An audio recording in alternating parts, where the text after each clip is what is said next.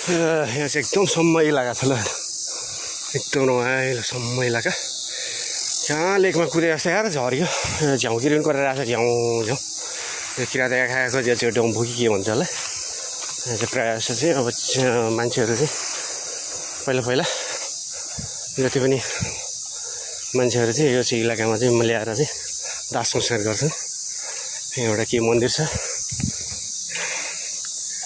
यहाँ एउटा सानो रमाइलो छ ल, चिन्ने डाँडा कि जस्तो छ, चिन्ने के हो यो चिन्ने एउटा। यो अलिकति माथि चाहिँ किराँती आँखाको चाहिँ लास्ट पोइन्टिङमा ऊ छ के अरे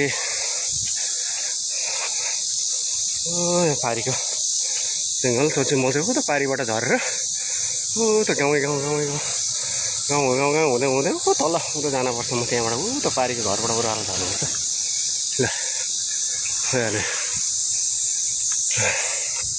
कति रमाइलो छ, आनन्द, एकदम क्वाइट शान्त वातावरण।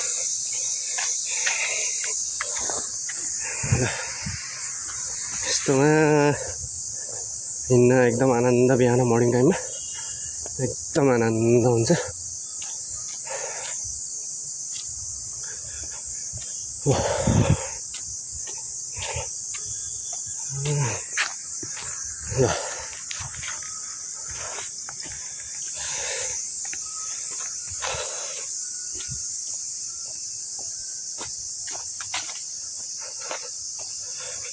त्यो माथि चाहिँ एउटा किराँती आँखाको मन्दिर छ। यहाँ चाहिँ उहाँहरूको चाहिँ एउटा वर्षमा एउटा पूजा गर्ने, वर्षमा एकचोटि पूजा गर्नुहुन्छ, ठुलो पूजा हुन्छ।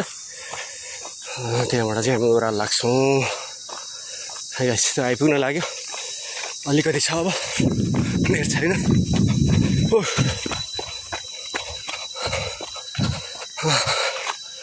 यहाँ चाहिँ यो फोहोर फाल्ने ठाउँ छ है, डस्टबिनको पनि व्यवस्था गरेको छ। यो चाहिँ बस्ने ठाउँ,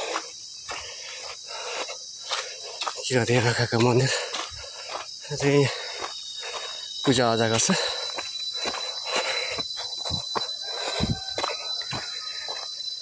यो चाहिँ मस्जिद के हो यो। यहाँ चाहिँ यहाँहरूलाई पूजा स्थलमा हार्दिक स्वागत छ भन्ने लेखेको छ। यहाँबाट चाहिँ हामी छिर्छौँ।